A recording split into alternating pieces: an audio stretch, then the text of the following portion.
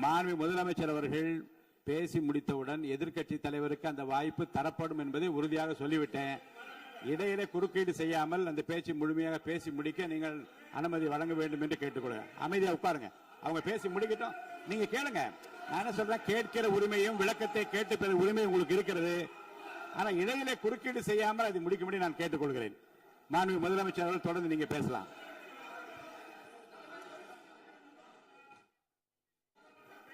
எதிர்கட்சி தலைவர் அவர்கள் உங்கள் கட்சியினுடைய உறுப்பினரை அமைதிப்படுத்த வேண்டும் என்று நான் கேட்டுக்கொள்கிறேன். உங்களுக்கு வாய்ப்பு தரவில்லை என்றால் அவர் எழுந்து நிற்பதில் நியாயம் இருக்கு. வாய்ப்பு தரப்போகிறேன். மாண்பு முதலமைச்சர் அவர்கள் பேசி முடித்தவுடன் உங்களுக்கு வாய்ப்பு தரப்படும். அது வரைக்கும் உங்களுடைய உறுப்பினர் அமைதி காக்க நீங்கள் தான் பார்த்துக் கொள்ள வேண்டும். மாண்பு அவை முன்னவர். மாண்பு பேரவைத் தலைவர் அவர்களே, அவர் அப்போது சொன்னது வேறு, இப்போது நடந்து கொள்கிற முறைகள் வேறாக இருக்கிறது. அன்றைக்கு அவர் சொல்லுகிற போது அமைச்சர் அத்தனை பேரும் பேசி முடித்ததற்கு பிறகு உங்களுடைய கருத்துக்கள் யாராவது தெரிவிக்கலாம். இப்போது பின்பற்றினால் நன்றாக இருக்கும். நீங்கள் அதற்காகத்தான் சொன்னீர்கள். முதலமைச்சர் பேசியதற்கு பிறகு எதிர்கட்சி தலைவர் அவர்கள் பேசுவதற்கு வாய்ப்பளிக்கிறோம் என்று சொல்லியிருக்கிறார்கள். ஆகவேதான் அந்த வாய்ப்பை நீங்கள் இல்ல அது பதில் சொல்லணும்னு கேட்டிருக்காங்க. பதில் சொல்லணும் சொல்லியிருக்காங்க. பதில் சொல்லினா தங்க பிரச்சனை இல்ல, அப்படி இல்ல. ஆகவே இல்ல நேற்றைய தினம் நீங்கள் அப்படி பேசிக்கொண்டது ஆறாவது இல்ல. நேற்றைய தினம் உங்கள் பேசுகிற போது ஆறாவது குறுக்கிட்டார்களா? நீங்கள் பேசுகிற போது யாருமே குறுக்கிடவில்லை. நீங்க எவ்வளவு பேசினீர்கள், எவ்வளவு வார்த்தைகள் பேசினீர்கள் என்பதெல்லாம் எங்களுக்கு தெரியும். யாருமே அதில் குறுக்கிடவில்லை. இது முதலமைச்சர், எங்கள் முதலமைச்சர் எதிர்கட்சி தலைவர் பேசுகிற போது யாரும் குறுக்கிட வேண்டாம் என்று சொன்னார்கள். அதை நாங்கள் பின்பற்றினோம். ஆனால் இன்றைக்கு நீங்கள் பின்பற்றவில்லை என்பதால் வேதனையாக இருக்கிறார். முன்னவர் நேற்று எதிர்கட்சி தலைவர் பேசுகிற போது அடுக்கடுக்காக குற்றச்சாட்டுல வைத்தார். இப்போ அதற்குரிய மாண்புமிகு பொதுப்பணித்துறை அமைச்சர் கூட காலையில் அலுவலகத்தை சந்தித்து அவர்கள் சாட்டிய குற்றச்சாட்டுகளுக்கெல்லாம் ஆதாரங்களை எல்லாம் நான் கொண்டு வந்திருக்கிறேன் என்று சொன்னேன். நான் நேற்று அந்த விஷயம் நேற்றோடு முடிந்து விட்டது. ஆதாரங்களை கொடுங்கள். தக்க நேரத்தில் இதை பற்றி சொல்ல வேண்டிய நேர்ந்தால் நான் இதெல்லாம் ஆய்வு செய்து உரிய நேரத்தில் அவை குறிப்பிட்டு ஏற்றுவதற்கு முன்பாக அவரிடம் காட்டி அதற்கு பிறகு அதை பற்றி முடிவெடுக்கும் என்று நான் சொன்னேன். இப்போதும் சொல்லுகிறேன், மாண்பு முதலமைச்சர் அவர்கள் பேசிக் கொண்டிருக்கிறார். பேசி முடிக்கட்டும். எதிர்க்கட்சி தலைவருக்கு உறுதியாக நான் வாய்ப்பு தருவேன். அவர் கேள்விகளை முன்வைக்கலாம், விளக்கங்களை பெறலாம். இப்போதைக்கு பேரவைத் தலைவர் என்ற முறையில் என்னுடைய முடிவு இதுதான். அவையில் இருக்கக்கூடிய உறுப்பினர்கள் அமரும்படி நான் கேட்டுக்கொள்கிறேன்.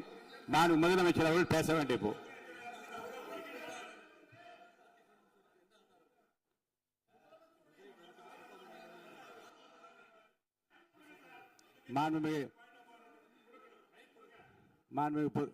இருங்க. அதை முன்னவர் பேரவைத் தலைவர் அவர்களே, நேற்றைய தினம் நீங்கள் முழுமையாக பேசினீர்கள். உங்கள் பேச்சுக்கள் எப்படி இருந்தது என்பதும் நாடறியும். இருந்தாலும் கூட நாங்கள் அமைதியாக இருந்தோம். இல்ல நீங்க இருங்க, ஒவ்வொரு வார்த்தைக்கு இருங்க. நீங்க மின்வெட்டையில நீங்க சொன்னீங்க, உங்களுடைய முன்னாள் அமைச்சர் ஆற்காடு வீராசாமி இருக்கிற போது மின்வெட்டால் தான் நாங்கள் ஆட்சியே மாறியது என்றெல்லாம் சொன்ன கதையெல்லாம் இருக்கு. அதெல்லாம் சொன்னோம்னாங்க நாங்களே அமைதியா இருந்தா. அதுக்காக நீங்க தயவு செய்து எதிர்கட்சி தலைவருக்கு வாய்ப்பளிக்கிறார்கள். அந்த வாய்ப்பை நீங்கள் அவர் முதலமைச்சர் பேசுவதற்கு பிறகு பேசினால் அழகாக இருக்கும். அதை முன்ன பள்ளி கல்வித்துறை அமைச்சர் மாண்புமிகு பேரவைத் தலைவர் அவர்களே, அவர் ஒரே ஒரு வார்த்தையை தான் சொன்னார். பார்ட்டி ஃபண்ட் என்ற வார்த்தையை கேட்டு எதிர்க்கட்சி நண்பர்கள் கோபப்படுகிறார்கள். ஆனால் அதன் மீது உங்களுக்கு பாயிண்ட் ஆஃப் ஆர்டர் தருவதாகவும் நீங்கள் சட்டப்பேரவைத் தலைவர் சொல்கிறீர்கள். நேற்றைய தினம் இதே போல வெற்றி தலைவர் அவர்களினுடைய வழிகாட்டில் வளர்ந்த நாங்கள் சகிப்புத்தன்மையோடு அவர்கள் பல வார்த்தைகள் சொன்னார்கள். புதிதாக சோஃபா மாடல் என்றார்கள், குதிரை பேரம் என்றார்கள், எத்தனையோ வார்த்தைகள் சொன்ன போது சகிப்புத்தன்மையோடு அதை கேட்டு பொறுமையாக இருந்தோம். இவர்கள் குதிரை பேரம் எல்லாம் அவைக்குள் நீக்கப்பட்டு விட்டது. சரி, சோஃபா மாடல் என்று சொன்னார்கள். ஆதாரம் கேட்டு இப்படி எழுந்து நாங்கள் கொந்தளிக்காமல் ஒரு சட்டமன்றத்தில் ஒரு உறுப்பினர் எப்படி நடந்து கொள்ள வேண்டும் என்பதற்கு எடுத்துக்காட்டாக தமிழக வெற்றி கழகத்தின் உறுப்பினர்கள் நடந்து கொண்டார்கள். இப்போது மதிப்பிற்குரிய எதிர்க்கட்சி தலைவர் அவர்களே, உங்கள் ஊடாக நான் கேட்பது என்னவென்றால், அவர்களினுடைய கட்சி உறுப்பினர்களை அவர் அமைதிப்படுத்தி முதல்வர் அவர்கள் உரையை முழுமையாக கேட்டு சகிப்புத்தன்மைக்கு சட்டமன்றத்தில் இந்த பக்கம் மட்டுமல்ல அந்த பக்கமும் எடுத்துக்காட்டாக இருப்பதற்கு அவர் வழிவகை செய்ய வேண்டும் என்று உங்கள் மூலமாக கேட்டுக்கொள்கிறேன். மாண்புமிகு பொதுப்பணித்துறை அமைச்சர்.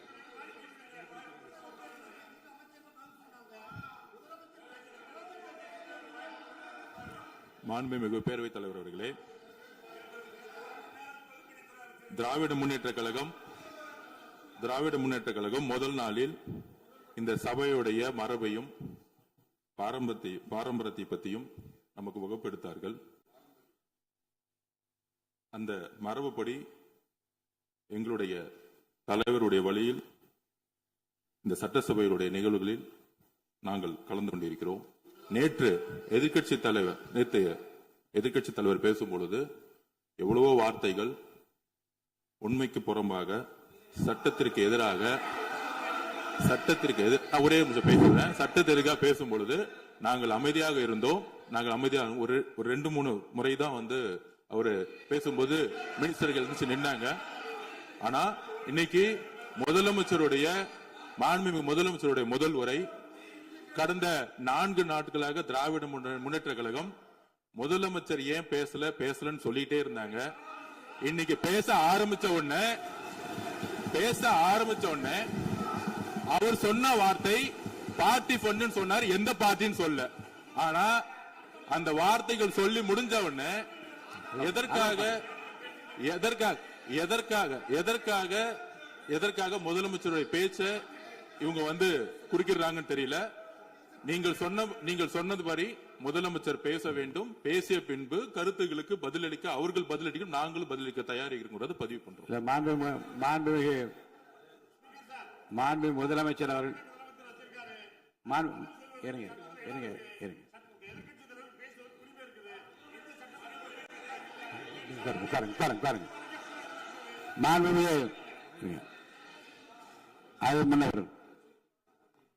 மரபு இருக்கிறது.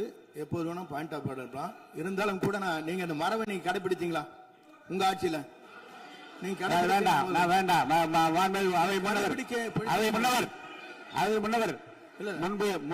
முன்பு எப்படி நடந்தால் என்பதை பற்றியோ முன்பு நடந்த நிகழ்வுகள் பற்றியோ நீங்கள் சொல்லி மீண்டும் மீண்டும் இந்த அவையினுடைய மாண்பை குறைக்க வேண்டாம் என்று நான் கேட்டுக்கொள்வது வேண்டாம். இப்போது உள்ள பிரச்சனை மாண்பு முதலமைச்சர் அவர்கள் தன்னுடைய பேச்சை உறுதி செய்து முடிக்க வேண்டும். அவர் முடித்த பிறகு எதிர்க்கட்சி தலைவருக்கு நான் நிச்சயமாக வாய்ப்பு தருவேன். அவர் கேள்வி கணைகளை தொடுக்கலாம், சந்தேகங்களை கேட்கலாம். விளக்கம் தருவதற்கு மாண்பு முதலமைச்சர் அவர்கள் தயாராக இருக்கின்றார். அமைதியாக என்னை அமரும்படி நான் கேட்டுக்கொள்கிறேன். இப்ப நான் அனுமதிக்க முடியாது. மாண்பு முதலமைச்சர் உரையை தொடரலாம்.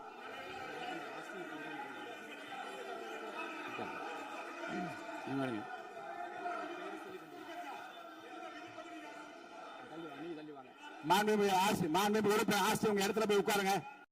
மாண்புமிகு உறுப்பினர் ஆஸ்டின், நீங்க ஒரு மூத்த உறுப்பினர், சபை விதிகளை நன்கு தெரிந்த ஒரு உறுப்பினர், நீங்க போய் இடத்துல உட்காருங்க. முதல்ல மாண்புமிகு முதலமைச்சர் அவர்கள் உரையை தொடரலாம்.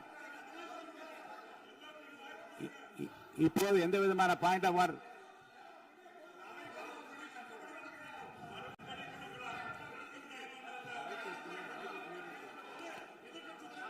நான் வாய்ப்பு இல்லை என்று சொன்னால் நீ எழுந்து நிற்பதிலே நியாயம் இருக்கிறது. உட்காருங்க. வாய்ப்பு உறுதியாக எதிர்க்கட்சி தலைவருக்கு பாயிண்ட் ஆஃப் ஆர்டர் மட்டுமல்ல, உட்கார்ந்து அவர் பேசிய பேச்சுக்கள் என்னென்ன இருங்க, என்ன உங்களுக்கு சந்தேகம் இருக்கிறதோ, வினாக்கள் இருக்கிறதோ அதை நீங்க கேட்கலாம். அவர் பதில் சொல்வதற்கு தயாராக இருக்கிறார். பேசி முடிக்கின்ற வரை அமைதி காக்கும்படி உங்களை நான் கேட்டுக்கொள்கிறேன். மாண்புமிகு எதிர்க்கட்சி தலைவர் முழு ஒத்துழைப்பை நீங்கள் தர வேண்டும் என்று நான் எதிர்பார்க்கிறேன்.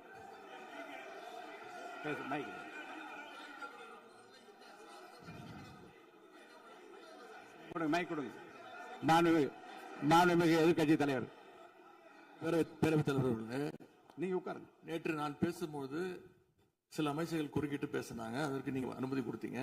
அதே மாதிரி இன்னைக்கு முதலமைச்சர் பேசும்போது சில வார்த்தைகள், தவறான வார்த்தைகள் பேசுறாரு. அவர் பார்ட்டி ஃபண்ட் அப்படின்னு சொல்லியிருக்கிறாரு. அவர் அமைச்சர் அந்த பார்ட்டி ஃபண்ட் எந்த பார்ட்டின்னு கூட சொல்ல தைரியம் இருந்தா சொல்லுங்க. நாங்க அதெல்லாம் ஃபேஸ் பண்ண தயாரா இருக்கோம். எதையும் ஆதாரத்தோடு எதையும் பேசுங்க.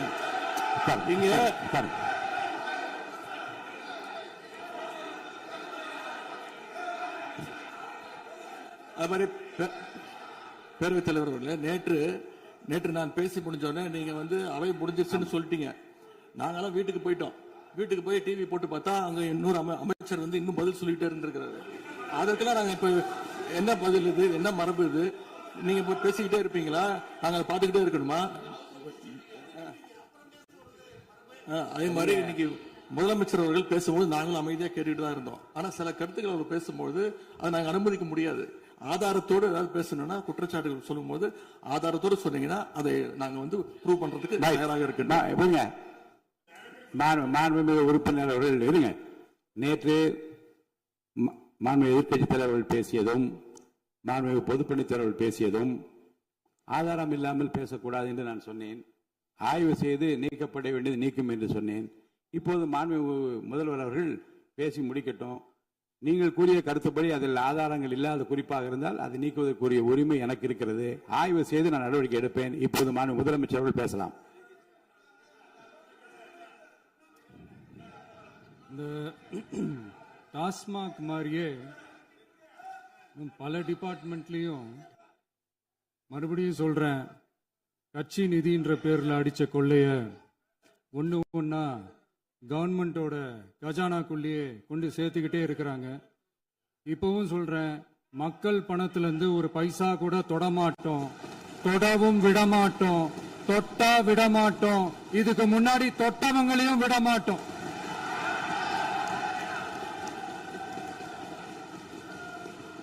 ஒவ்வொரு ஊழலா வெளியில வரும் போலே, ஒவ்வொரு வேஷமா கலைஞ்சிரும் போலே, இங்க இருக்கிற நிறைய பேரு நடுங்கி போய் இதுல நம்ம மேல அவதூறு வேற. இப்ப புதுசா ஒரு வெப்பன் ஒண்ணு கொண்டு வந்திருக்காங்க. அது என்ன தெரியுமா? அவங்க தயவால தான் நம்ம ஆட்சி நடக்குதான். மக்கள் தயவால இந்த ஆட்சி நடந்துகிட்டு இருக்கு. மனசாட்சி உள்ள சக்திகளோட ஆதரவால இந்த ஆட்சி நடந்துகிட்டு இருக்கு. நாங்க தான் அனுப்பி வச்சோம் அப்படின்றாங்களே. அனுப்பி வச்சவங்களுக்கு மினிஸ்ட்ரியில இடம் கொடுத்தா ஏன் கதறீங்க? ஏன் இவ்வளவு கோவம்? ஏன் இவ்வளவு கதறல்? இதுல இன்னொரு முக்கியமான விஷயம், மார்க்சிஸ்ட் கம்யூனிஸ்ட் கட்சி நமக்கு ஆதரவு கொடுத்தது சுயேட்சையா எடுத்த முடிவுன்னு சொல்றாங்க. அதே மாதிரி இந்திய கம்யூனிஸ்ட் கட்சி நமக்கு ஆதரவு கொடுத்தது சுயேட்சையா எடுத்த முடிவுன்னு சொல்றாங்க. இதுல எங்க இருந்து நாங்க தான் அனுப்பி வச்சோம்னா புரியலையே. மக்களுக்கு நல்லா புரியும், எல்லாத்தையும் தெளிவா பார்த்துக்கிட்டு இருக்கிறாங்க.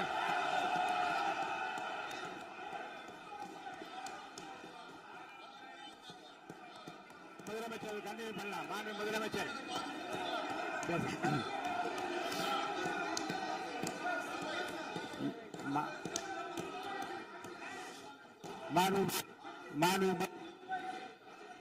முதலமைச்சர் கண்டினியூ பண்ணலாம். நீங்க கண்டினியூ பண்ணலாம்.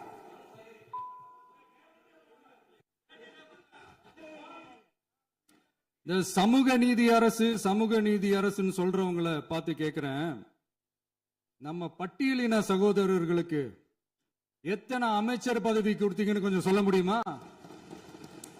ஆனா நம்மளுடைய அரசுல 8 அமைச்சர் பதவிகள் யாருக்கு?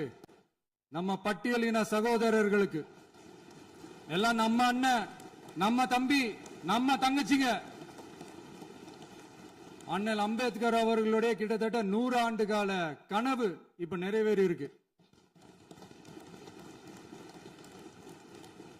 நான் ஏன் கொஞ்சம் சவுண்டா பேசுறேன் அப்படின்னா அவங்களுக்கு கேட்கணுன்றதுக்காக தப்பா எடுத்துக்காது.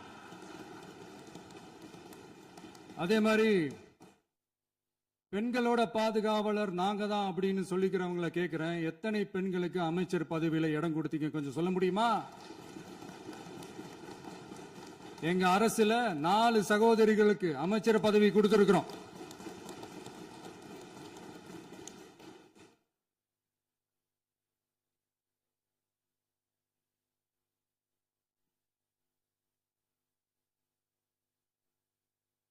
அதனால மக்களால் நிராகரிக்கப்பட்டு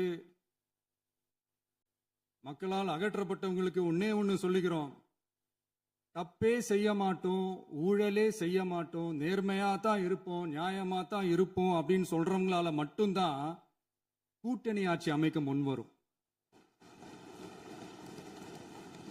ஆட்சியிலையும் பங்கு, அதிகாரத்திலையும் பங்கு கொடுக்க முன்வரும். ஊழல்லையே ஊறி போனவங்களால இந்த கூட்டணி ஆட்சியோ, ஆட்சியிலையும் பங்கோ, அதிகாரத்திலையும் பங்கு கொடுக்க முன்வராது. மெஜாரிட்டி இருந்தாலும் தரமாட்டாங்க, மெஜாரிட்டி இல்லைனாலும் தரமாட்டாங்க. கேட்டா ரெடிமேடா ஒரு பதில் ஒண்ணு வச்சிருப்பாங்க, கூட்டணி ஆட்சியை மக்கள் விரும்ப மாட்டாங்கன்னு. அதே மக்கள் தான் இப்ப அவங்கள பார்த்து சிரிக்கிறாங்க. நான் பதவியேற்ற அன்னைக்கு கொஞ்சம் டைம் அவகாசம் கேட்டேன். எதுக்கு கேட்டேன்? நிதி நிலைமைலாம் கொஞ்சம் மோசமா இருக்குது, அதெல்லாம் கொஞ்சம் சரி செஞ்சுக்கிட்டே படிப்படியா கொஞ்சம் கொஞ்சமா நான் கொடுத்த வாக்குறுதிகள்லாம் செயல்படுத்துவேன், அதுக்காக கொஞ்சம் டைம் அவகாசம் கேட்டேன். நான் ஏதோ வேற எதுக்காகவோ வேற யாருக்காகவோ ஏதோ அவகாசம் கேட்ட மாதிரி. அடுத்து இங்க சபையில இல்லாதவங்களை பத்தி பேச வேண்டாம்னு நினைக்கிறேன்.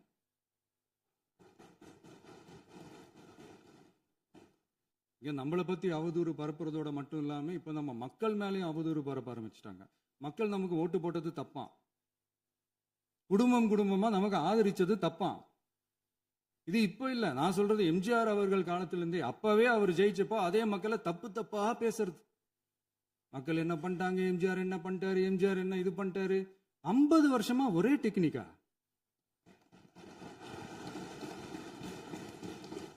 டெக்னாலஜி எல்லாம் மாறி வேற எங்கேயோ போயிட்டு இருக்கு பஸ். இதுல கொஞ்சம் டெக்னிக்காச்சும் கொஞ்சம் மாத்தினா கொஞ்சம் நல்லா இருக்கும்.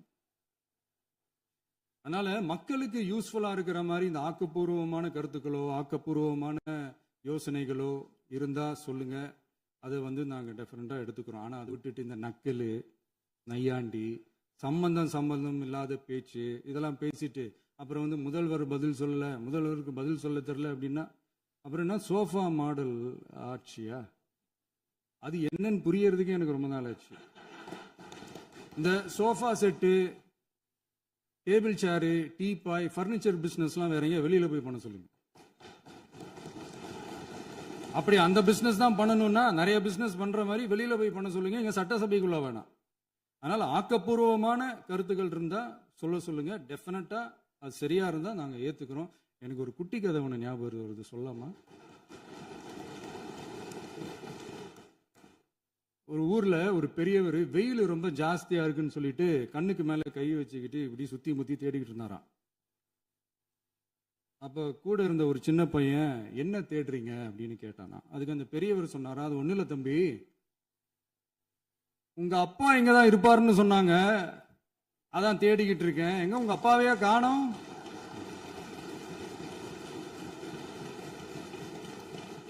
இல்ல அந்த எங்களுக்கும் நக்கலா நையாண்டியா சம்பந்தம் இல்லாத குட்டி கதை இதெல்லாம் எங்களுக்கும் பேச தெரியும். அந்த கதையில பெரியவர் அப்படி சொன்னாராம், தப்பா எடுத்துக்காதீங்க. அந்த கதையில பெரியவர் அப்படி கேட்டாராம். அதனால யாரும் இங்க டென்ஷன் ஆக வேணாம். அதனால இன்னொரு இந்த என்னுடைய உரையை முடிக்கிறதுக்கு முன்னாடி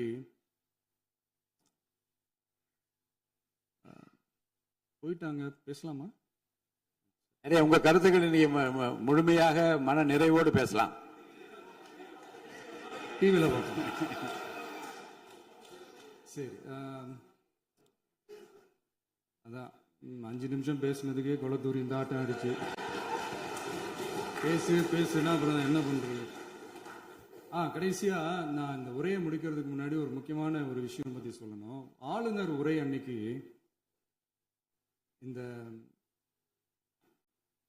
தமிழ் தாய் வாழ்த்துக்கு அப்புறம் தேசிய கீதம் பாடினது தப்பு, தேசிய கீதம் 2 முறை பாடினது தப்பு, அப்படி ஒரு நிகழ்வு இதுக்கு முன்னாடி இந்த சட்டசபையில நடந்ததே கிடையாது, அந்த மரபே மாத்திட்டீங்க, இப்படி ஒரு பெரிய ஒரு போர் மாதிரி எதிர்கட்சியை சார்ந்தவங்க எல்லாம் சொன்னாங்க இல்லையா? அந்த மாநில உரிமை போராளிகளை, அந்த மரபு காக்கிற உரிமை போராளிகளை ஒரே ஒரு கேள்விதான் கேட்கணும். 2021 ஆகஸ்ட் 2 ஞாபகம் இருக்கா? Centenary celebration of Tamil Nadu legislature. அந்த ஃபங்க்ஷன்ல நம்ம முன்னாள் முதலமைச்சர் கருணாநிதி அவர்களோட கலைஞர் அவர்களுடைய கலைஞர் அவர்களுடைய புகைப்படத்தை மாண்புமிகு குடியரசுத் தலைவர் திறந்து வைக்கிற ஒரு ஃபங்க்ஷன். அந்த ஃபங்க்ஷன்ல national anthem followed by Tamil Thai Vazhthu அப்படின்னு அறிவிச்சது ஞாபகம் இருக்கா? அதாவது தேசிய கீதத்துக்கு அப்புறமா இரண்டாவது முறையா, நோட் திஸ் பாயிண்ட் மாண்புமிகு பேரவைத் தலைவர் அவர்களே, ப்ளீஸ் நோட் திஸ் பாயிண்ட். தேசிய கீதத்துக்கு அப்புறம் இரண்டாவது முறையாக தமிழ் தாய் வாழ்த்து பாடப்படும் அப்படின்னு சொன்னது ஞாபகம் இருக்கா? அதுவும் முத்தமிழ் அறிஞர் அப்படின்னு சொல்ற நம்ம கலைஞர் அவர்களுடைய அந்த புகைப்படம் வெளியிட்டு விழாவில் அவர் இருந்த இதே சபையில தமிழ இரண்டாவது இடத்துக்கு தள்ளினது யாருன்னு ஞாபகம் இருக்கா? அது மட்டும் இல்ல, அந்த தேசிய கீதத்தை நாட்டுப்பண் நேஷனல் ஆந்தம்னு சொல்லி அதே ஃபங்க்ஷன்ல கடைசியா ஃபங்க்ஷன் முடியும் போது செகண்ட் டைம் தேசிய கீதம் பாடினதும் ஞாபகம் இருக்கா? இதே அவையில் தான், அது அவை குறிப்பிலும் இருக்கிறது, இதே அவையில் தான் நடைபெற்றது. இந்த தக்க நேரத்தில் இந்த ஆதாரங்களை அளித்த மாண்பு முதல்வர்களுக்கு நன்றியை தெரிவித்துக் கொள்கிறேன். டவுட் இருந்தா இந்த புக்கை பார்த்து தெரிஞ்சுக்கலாம். அதனால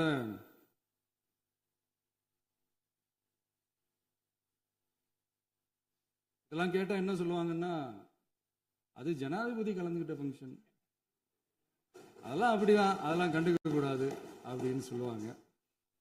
இதே மாதிரிதான் பேசுறது ஒண்ணு, செய்யறது ஒண்ணு, செய்யறது ஒண்ணு, பேசுறது ஒண்ணு. இதெல்லாம் மக்கள் பார்த்துக்கிட்டு இருக்காங்க. எலெக்ஷனுக்கு முன்னாடி தான் அப்படி செஞ்சுக்கிட்டு இருந்தாங்க. இப்போ எலெக்ஷனுக்கு அப்புறம் அதே தான் செய்யறாங்க. இந்த விஜயையும் சாமானியர்களின் உண்மையான சமூக நீதி அரசையும் அவமானப்படுத்துறதுக்கு தான் அவங்களோட அந்த பொலிட்டிக்கல் சீனியாரிட்டி அது பயன்படுத்துது போல. சரி, செய்யட்டும் செய்யட்டும், நல்லா செய்யட்டும். இப்போ ஆனாலும் நம்மளுடைய மாநில உரிமை, மொழி உரிமை, உத்தம உத்தரர் போல வேஷம் போடுற எதிர்கட்சிக்கு ஒன்றை மட்டும் ஆணித்தரமாக சொல்றோம். உங்களை மாதிரி தமிழ்னு சொல்லிக்கிட்டு, மொழி, பண்பாடு, கலாச்சாரம்னு சொல்லிக்கிட்டு ரெட்டை வேஷம் போடுறவங்க நாங்க கிடையாது. உலகெங்கும் வாழும் என் தமிழ் சொந்தங்களுக்கு நம்முடைய உத்தரவாதம் தமிழ் தான் எங்க உயிர் நாடி அப்படின்றத மறக்க மாட்டோம். இப்பவும் சொல்றோம், மாநில உரிமையில எப்பவும் உறுதியா இருப்போம். அதே சமயத்துல அரசியல் வேற, ஒன்றிய மாநில அரசுகளுக்கு இடையே இருக்கிற நிர்வாக அணுகுமுறை வேற. இதுல நாங்க ரொம்ப தெளிவா இருக்கிறோம். அதனால எங்களுக்கு பாடம் எடுக்கிறதா நினைச்சுக்கிட்டு உங்க வேஷத்தை நீங்களே கொஞ்சம் கொஞ்சமா கலைச்சிக்கிட்டே வர்றீங்க, மறந்துடாதீங்க. அப்புறம்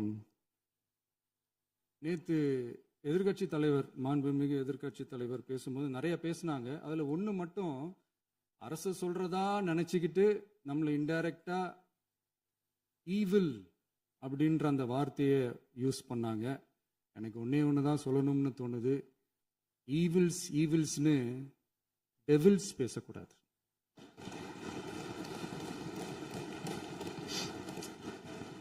அவங்க இருந்திருந்தா ஒரு ஆக்ஷன் பண்ணணும்னு எனக்கு தோணுச்சு. எல்லாரும் போயிட்டாங்க. பர்மிஷன் பண்ணலாமா? இப்பவும் பண்ணலாம், ஒன்றும் தப்பு இல்லை.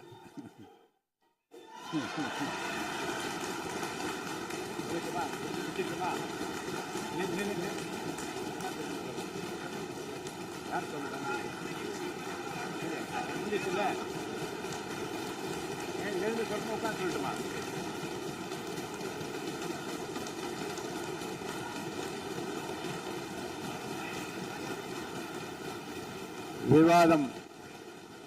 விவாதம் முடிவுற்றது. மாண்புமிகு உறுப்பினர்கள் முன்மொழிந்த திருத்தங்கள் வலியுறுத்தப்படுகின்றனவா என்று அறிய விரும்புகிறேன். மாண்புமிகு உறுப்பினர்கள் முன்மொழிந்த திருத்தங்கள் அனைத்தும் பேரவையின் அனுமதியில் திரும்ப பெறப்படுகின்றன. 2026 ஆண்டு ஜூன் திங்கள் 18ஆம் நாளன்று சட்டமன்ற பேரவைக்கு மாண்புமிகு ஆளுநர் அவர்கள் ஓந்தளித்த பெருரைக்கு தமிழ்நாடு சட்டமன்ற பேரவை உறுப்பினர்கள் பெரிதும் நன்றி உடையவர்களாவர் என்று மாண்புமிகு பேரவை துணைத் தலைவர் திரு மு ரவிசங்கர் அவர்களால் 19/6/2026 நாளன்று முன்மொழியப்பட்ட தீர்மானம் பேரவையின் முடிவுக்கு விடப்படுகிறது. ஏற்போர் ஆம் என்க, மறுப்போர் இல்லை என்க. ஏற்போரே அதிகம் என்று கருதுகிறேன். ஏற்போரே அதிகம் தீர்மானம் நிறைவேறியது. அரசினர் தீர்மானம் பேரவை மீண்டும் கூடும் நாள் குறிப்பிடப்படாமல் ஒத்திவைக்கப்பெறும் தீர்மானம் மாண்புமிகு பேரவை முன்னவர் அவர்கள்.